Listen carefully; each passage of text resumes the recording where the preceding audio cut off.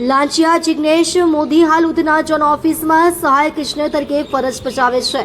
તેમના પર એક ઠેકેદાર પાસેથી પાણીની લાઈન નાખવાના બિલ મંજૂર કરવા બદલ ₹50,000ની લાંચ માંગવાનો આરોપ છે.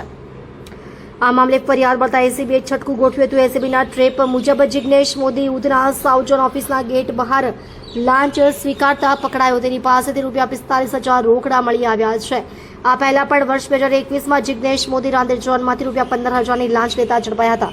તે સમયે તે રાંદેર ઝોનમાં ફરજ બજાવતો હતો, છતાં પણ તે ફરીથી આવો ગુનો કરતા પકડાયો છે. સુરત મહાનગરપાલિકાના એક મોટા અધિકારીની આ બીજી વખતની ધરપકડ બાદ તંત્રમાં હલચલ મચી ગઈ છે. આ ઘટનાએ સરકારી કાર્યાલયોમાં ભ્રષ્ટાચારના મુદ્દે ફરી એક વખત સવાલો ઉઠાવ્યા છે. એસીબી દ્વારા આરોપી સામે ગુનો નોંધી આગળની તપાસ શરૂ કરવામાં આવી છે.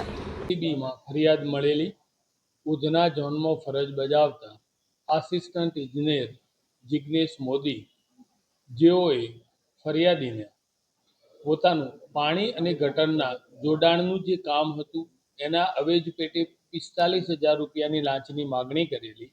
જે ₹45,000ની લાંચની તેઓએ સ્વીકાર કરતા પકડાઈ ગયેલા છે, જેઓ વિરુદ્ધ કાયદેસર કાર્યવાહી હાથ ધરી ઇન્વેસ્ટિગેશન ચાલુ છે. આ જિગ્નેશ મોદી અગાઉ 2021માં પણ જ્યારે રાંદેર ઝોનમાં ફરજ બજાવતા હતા એ દરમિયાન પણ ₹15,000ની લાંચની માગણીમાં અને એ સ્વીકારમાં પકડાયેલા છે, જે કેસ હાલ કોર્ટમાં પડતર છે.